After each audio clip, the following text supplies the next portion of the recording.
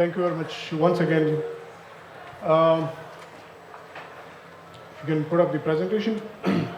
So I would like to take you through the journey that we had in Khyber Pakhtunkhwa. We'll be taking a quick dive into what we have done under the 4 pillars of the Khyber Pakhtunkhwa digital policy: digital access, digital economy, digital governance, and digital skills. And I begin my presentation with the new focus of the government, of the federal government, also the Prime Minister himself, and which we are taking it very seriously in Khyber Pakhtunkhwa, and that is on the ease of doing business. How the government wants to make it easy for investors, and how we would want to facilitate, and how we believe that digital can be the new facilitation, and so we'll go through that, and we will have India as comparison, and we want to beat them. Next. So we launched the digital policy in November 2018, and if you go to the next slide, we had a few promises that the outcomes that we expect that it will make under these 4 pillars. Next slide. For example, we want to significantly reduce the cost of deploying fiber within our province. And right after the approval of the digital policy, we shared it with the works departments. That includes Pakhtunkhwa Highway Authority, that includes CNW, the local government minister just spoke on the stage. So all of them, they were informed, we gave them detailed fiber specifications. So every new road that will be built in the next 5 years within Khyber Pakhtunkhwa, or any resurfacing, that would have fiber conduit underneath. We also want to increase participation of women in the tech sector. And one thing I forgot in my introduction, that during this year's DYS, we have around 40% of the speakers are women. So we are significantly improving this in the DYS. We also made a promise that in the next 5 years, through the digital policy, we will significantly reduce the cash-based transactions. And we would ensure that citizens are facilitated by government departments, and we will increase the transparency and efficiency of the government departments also. If you go to the next slide. And then around every one of those pillars, we had different initiatives. And for example, on the third from bottom on the right, that is to establish BPO-ready facilities. I'll talk about those later on, and some of our guests visited those facilities this morning. So we are establishing a facility in Peshawar, starting with 700 jobs, and that we want to increase to 5,000 and taking it across other cities in Khyber Pakhtunkhwa. Next. So I'll take you to the ease of doing business index of which is one of the composite indices, and it is released and updated by the World Bank. So if you look at Pakistan, we are just below South Asian average. We are 136th rank, while India is at 77th rank. And ease of doing business is basically, it's a composite index that is made out of 10 different parameters. So for example, they determine how easy it is to start a business, how easy it is for a business to get the building plans approved, how easy it is for them to get to have access to credit, and all of these things. If you go to the next slide. And this is indicator by indicator comparison. So I selected blue for India and green for Pakistan. It's taken from the cricket color scheme. And we are also, on some of these indicators, we are doing better than India. But accumulatively, they have done better. So according to the Doing Business Report 2019, India has 672 cumulative score, which gives them 77th rank in globally, while we have 136. Now, if you look at this, construction permit, which is the second group of columns, bars, there is a significant difference of 20 points. And that we can very easily improve. And in the next slide, I'll show how we are doing that in Khyber Pakhtunkhwa. So in the next 2 years, we want to improve on where we are lacking indicator by indicator. And cumulatively, it is going to help us improve the overall ease of doing business ranking of Pakistan. Next. So how India has done it, we are right now, we are at 136. India was at 142 position in 2014.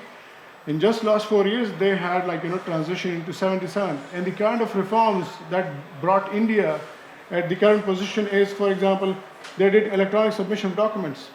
Business process re-engineering was introduced just to reduce the number of days that takes a certain department to issue those certificates. Next. So, building on this, the Khyber Pakhtunkhwa government is very serious. We are collaborating with a number of government departments from the provincial government and also from the federal government. This is called One Business Platform for Khyber Pakhtunkhwa. If you look at the bottom of this platform, it is planned to be launched somewhere mid-November. We have linked SECP, we have linked FBR, we have automated the registrar of firms, so you can now register a firm online. We've also linked to the SNGPL, which is Sui Northern Gas Pipeline Limited. We have linked it with PESCO, Peshawar Electric Supply Corporation, EOBI, Labor Department, Excise Department. So there are over 13 different departments linking up onto the same platform. And in the beginning, what we've done is we've not gone into any business process re-engineering. So we have actually, some of those services are automated. We have just taken them and grouped them onto one platform. And we are using the NADRA issued CNIC as a single and unified digital identifier, and that we believe can later on enable movement of data across different government platforms. If you go to the next slide. So if somebody logs in, they can initially select the kind of services that they want to avail. If you go to the next, I'll give you a quick overview of this platform. Next slide. Next. So this is registrar of firms. This is automated, is linked with FBR and also with the KPRA, Khyber Pakhtunkhwa Revenue Authority. Go to next. Go to the next slide. Next. This is by PESCO, so we have just integrated, and later on we will be doing that through APIs. And why I'm showing this? Because I want to take you to a new model where we want to establish and sort of establish a transition to Government 2.0. Next. So how all of this is going to take place eventually once we launch this platform. So all of these, so on the right you have KP1 business platform, where all of the government departments are coming in, and they are issuing different certificates. And this, I want you to take a careful look at this slide. And some of you who have been through this process, who have registered a company, who have filed tax, they would know. We normally, as citizens, we get Form H issued by a registrar firm under the Industries Department of Punjab, KP, Sindh, and everybody. FBR is federal, they issue you other documents, SECP, local government arms. And these are just a few services for which you get a different kind of IDs. Where we keep them right now, we keep them in wallets, safes, and files. And the second transition, a little smarter approach to this is to bring them all onto a single smart card. But even that becomes difficult. So what we are planning in the near future for all of this structure to look like is to put it on a digital safe. And how that digital safe will work is to, integrate it with NADRA. A citizen can have a digital, and by the way, this digital safe is not necessarily going to be provided by the government, not by us. Private sector can also do that. And in India, it's the private sector doing this. I think they call it digital lock or digital ID, something like that. Go back to the previous slide. Yeah. So how this system will work, the digital safe, if a citizen can enter CNIC, they can be verified through biometric. That information can go to NADRA, NADRA can verify that. There can be a second factor of authentication. It can be in the form of one-time PIN. And then whatever record exists in all different kinds of databases and all provided by all government departments, so all your Form H, NTNs, licenses, everything can come up and land in your digital safe. And that digital safe, you can scan a document, but that may not be officially accepted. But if that is like, if the system gets that, you can actually show it to police as a driving license. You can show it to as an arms license. If you go to the next slide. So there can be application service providers citizens will be using, and there can be so many of those. And there can be a service aggregator which will use Nadra for the basic verification, because we believe that once this Khyber Pakhtunkhwa one business platform is built, we and any other province, we would have far richer database than Nadra has on citizens. So Nadra can be used for biometrics and initial verification on CNIC, while if you want to check the criminal record, so we have that on the KP-based citizens, and we can share with the federal and all others. So then all of those services can be used as a service integrator, and then it can be given out to a digital safe. It can be used for eKYC, and it can be used for so many other different services. You go to the next slide. So this is a transition, and all of these are reflected within the digital policy. And the reason why I want to mention is that the government is changing from the inside, and it's bringing citizens at the center of all of that, because power of millions of minds together and trying to find best solution, which the government can select any one of them and then making it a part of the the government apparatus, can be real innovation. Next. And then here I would take you to a quick overview of some of the other interventions that KPITB has done in the last 1 year and 1.5 years. So policing has devolved after the 18th Amendment, and it's under the control of the provincial governments. And one of the problems that we are facing, and in Punjab they have done similar thing, when a citizen goes to a police station, what we are familiar with is a first information report called FIR. There are 25 more registers in a police station that are maintained and that are quite interlinked with each other. So what we did in the Atla platform, we actually digitally transformed the whole way that policing works in Khyber Pakhtunkhwa. So this platform has been launched in Malakand. It's been there for the last 1.5 years. There are over 200,000 entries recorded there. There are biometrics accumulating, and we can share this data with other provinces also. I believe there's a brief video that can actually give you an overview of how this platform works. And I'll resume my presentation right after this.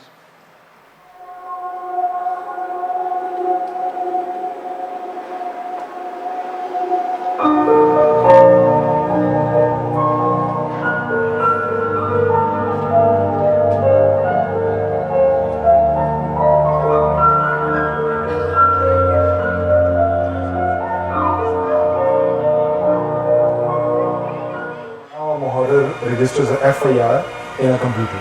वो digital system जो है उसकी monitoring भी आसान है, उसमें data fudging के chances नहीं हैं और लॉन्ग टाइम उसका बैकअप होता है। तो हम प्रोसिक्यूशन के साथ भी लिंक कर रहे हैं ताकि लोगों के केसेस जो हैं वो आसानी से हल हो सकें। इसके अलावा हमने अपने तमाम जो लेडीज की व्हीकल्स हैं उन सबको ट्रैकर की मदद से हमने मॉनिटर करना स्टार्ट कर दिया है और एक कंप्लीट सॉफ्टवेयर सोल्यूशन है which is link to this digital hub. और हमारी गाड़ियों की पेट्रोलिंग, उनकी diversion to the nearest crime scene वो आसान हो गई है। सब करने का मकसद ये था आसानी पैदा की जाए अबव ऑल सिटीजन के लिए जो आते हैं, कंप्लेंट करते हैं, FIR लॉन्च करते हैं या पुलिस थानों में आते हैं, क्योंकि जिस तरह आप देख रहे हैं कि खैबर पख्तूनख्वा में पुलिस का कल्चर बिल्कुल चेंज हो गया बनिस्बत बाकी पाकिस्तान में।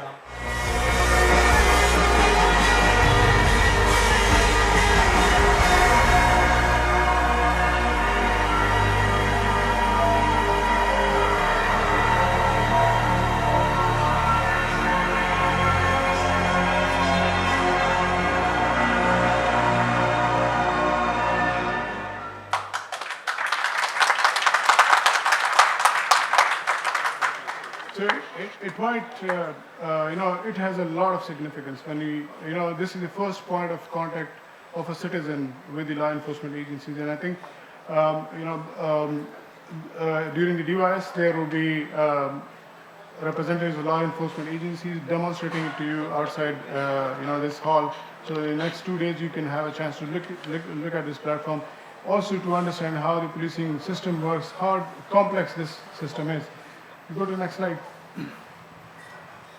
So with the help of health department, we initiated telemedicine solutions in the far-flung and remote areas, because there is a lot of influx on the tertiary care in the big cities. And this model really worked very well, and the government is planning to extend it to the newly merged districts, which were the ex-FADA. So Khyber Pakhtunkhwa had this initiative, we call it e-Ilaj. Next.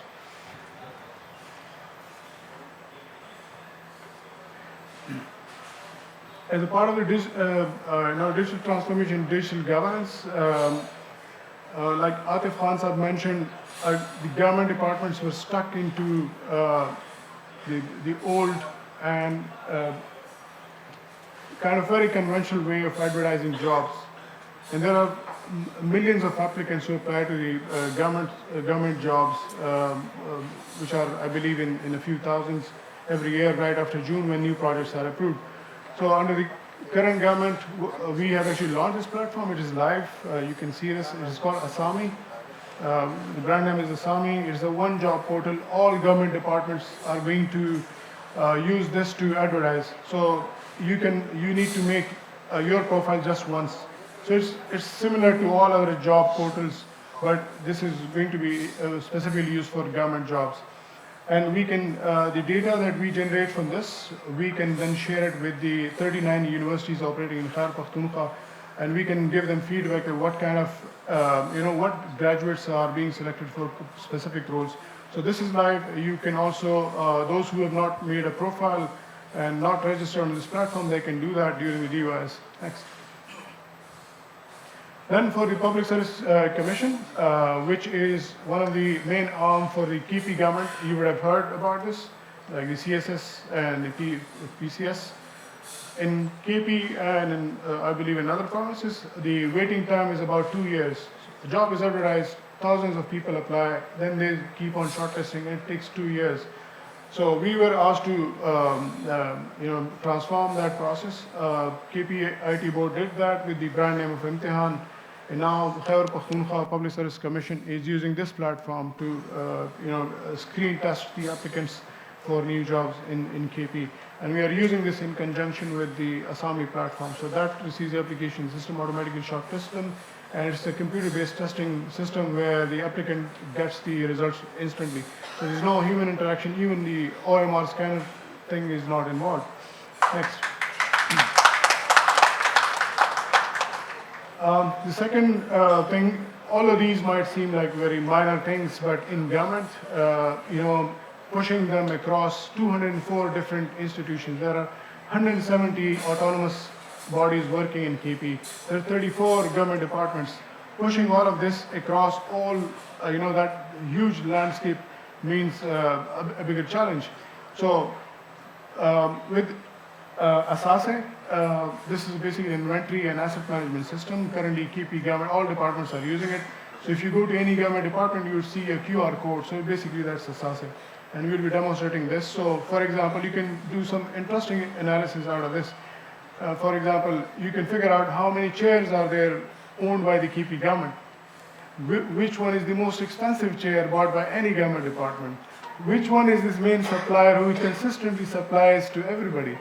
And what is the longest period that a certain piece of furniture has served in a government department? And so many interesting analysis that we are doing, and this platform is also live. So these are the minor things, but this landscape is bigger, so any intervention means instant results, but the challenge is change management. Next. So it works like that. Next. The next bigger thing, in the previous slide when I was talking about the transition that we are aiming for, where we want to have that digital safe where we want to integrate, KP One Business Portal. That is going to be the time that people and citizens to trust government departments. They need to know about their privacy rights. They need to know how to secure their data, and they also need to know how educated and prepared the government is about securing their data. So last year, Khyber Pakhtunkhwa IT Board launched the first ever of its kind in Pakistan. I prefer not to use this word first ever of its kind, but this really is. So, and we are also helping the federal government and also their provinces. KP Cyber Emergency Response Center is working in KP. They are, establishing coordinations and partnerships with other global certs. They're training graduates. And in the short term, we have this objective of creating a critical mass of cybersecurity experts in Khyber Pakhtunkhwa by targeting training for about 1,000 graduates. Next. This is our Durshal incubator, and I believe again we have a 2 minutes video that will give you a tour around Durshal and what our incubators have been doing in the first cohort.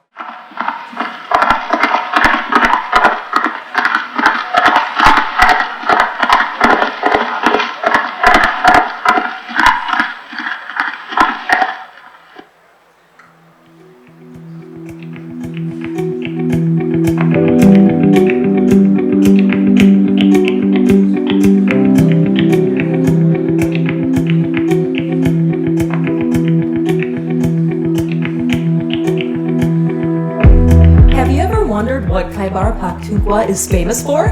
Is it the food, the culture, the rich heritage, its beautiful valleys, or even its adventure tourism? The reality is KP is all that, but so much more.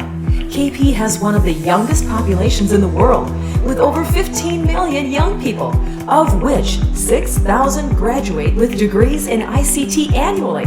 With over 40 universities in and the fourth largest freelancing force, the time is ripe to propel KP into a hub for digital services and products.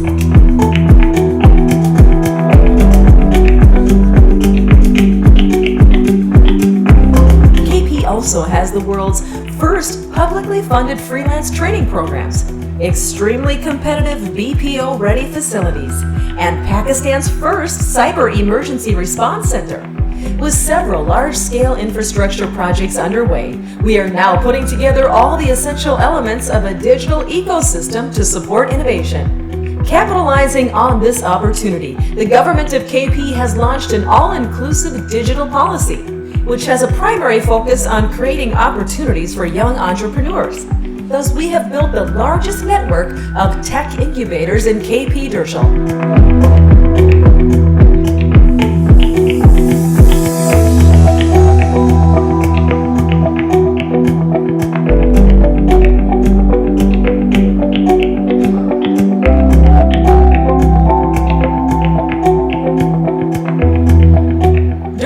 Co-working and incubation facility that specializes in picking up talent across the geographic and cultural landscape and adding that talent into exclusive innovation clusters.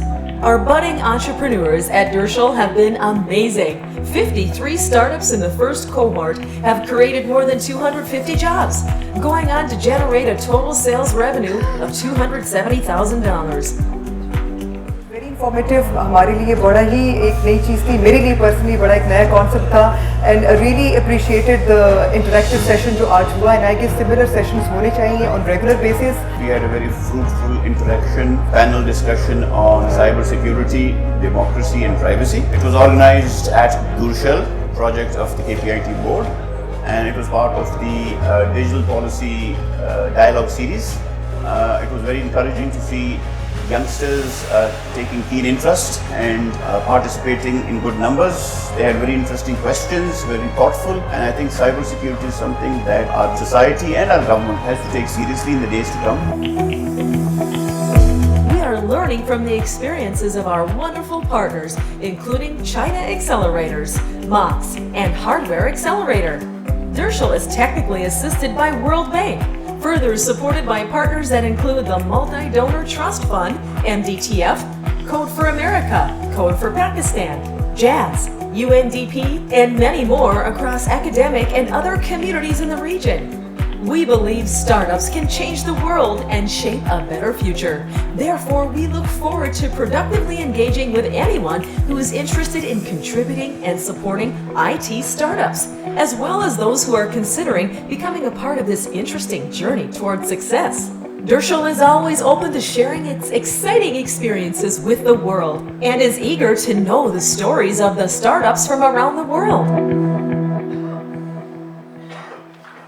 So I actually used this video to convince some of the guests who are here in DYS when we were in Canada, including Bilal Khan, Sami, and Farooq Nair Saab.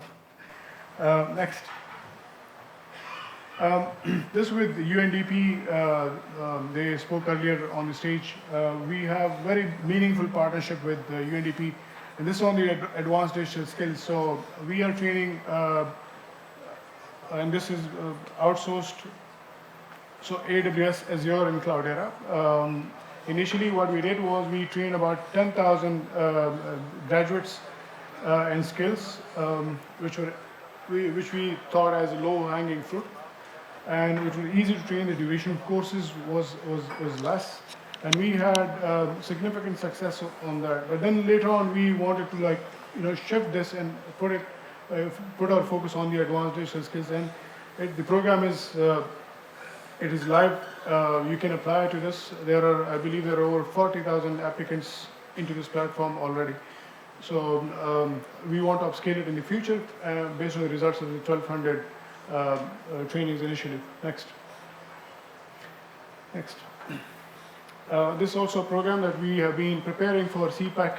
So KP has been preparing for CPAC. We sent about 25 startups to Shenzhen and Shanghai, where they were placed under the China Accelerator in different startups. And we are also planning to do that. So they were initially trained on the Mandarin language. They knew how to initially converse in the basic Chinese.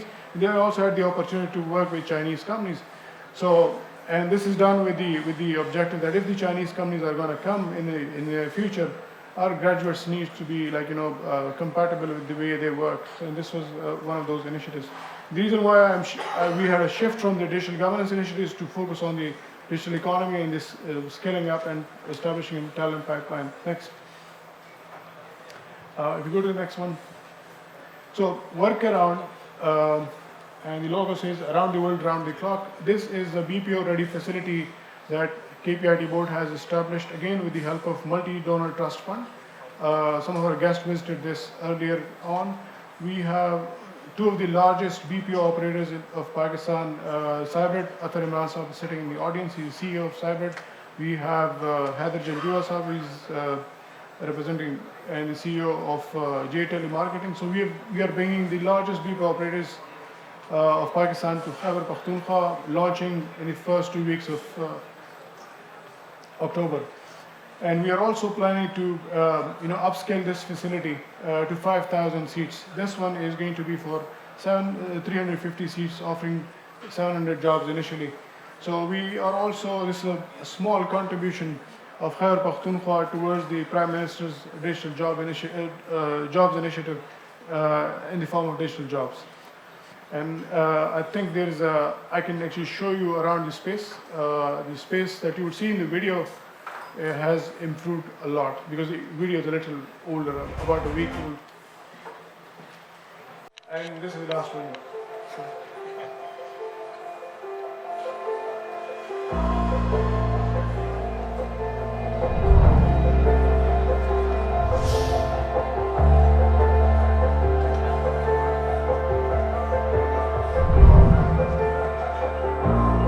I'm here to speak about the BPO ready facility that we're in the process of establishing.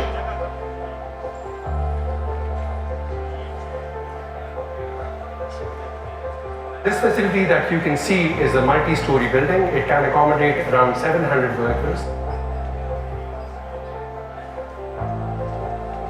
These are fully equipped with state-of-the-art IT infrastructure, internet connectivity, all the furniture requirements, audio equipment, and they're in near proximity to different universities, residential complexes, and hospitals.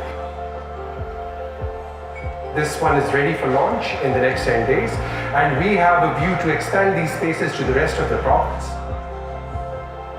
keeping in mind that we want to achieve a target of 5,000 workers. So please join us in making this project an ultimate success.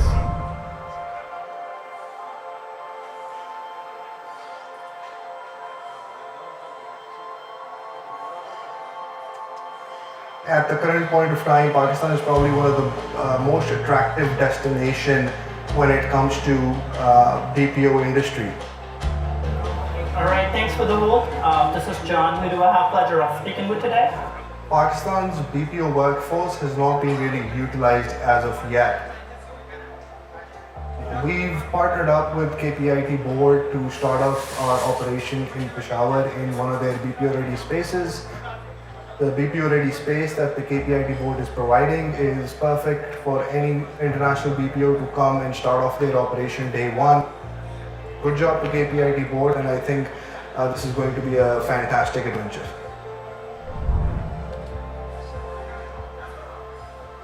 The KPIT board started a wonderful project where they reached out to the BPO companies in Pakistan. They provided this world-class publicly funded facility with all capabilities and infrastructure that a BPO company needs. Their main objective was job creation. Starting our operations in KP enables us to extend, but also creates massive value for the people, giving back to your country and helping the youth of KP get jobs, especially when the government of KP through KPIT board is extremely cooperative and extremely helpful. I'm part of KPIT board youth employment program. This program is providing our people a lot of job opportunities, as this is a very rare occasion, and I would like our people to take full advantage of it. They have provided us with a very good facility, very professional environment with good teachers, especially good programs that are helping us improve, helping our people to be more comfortable. The facility is well equipped, workaround has state-of-the-art infrastructure, so join us to make your business grow. Next slide. So this is going to be launched second week of October, and 700 jobs, all by private sector in Khyber Pakhtunkhwa. This is probably, I think, the last initiative that I would like to talk about. This is Citizen Facilitation Center. There are multiple channels that this initiative would have. This is the physical form of the KP1 business portal. So those two are going to be, working in conjunction, and they are going to enable the Government 2.0. The first one is planned to for Peshawar to be established in towards the end of December. Next.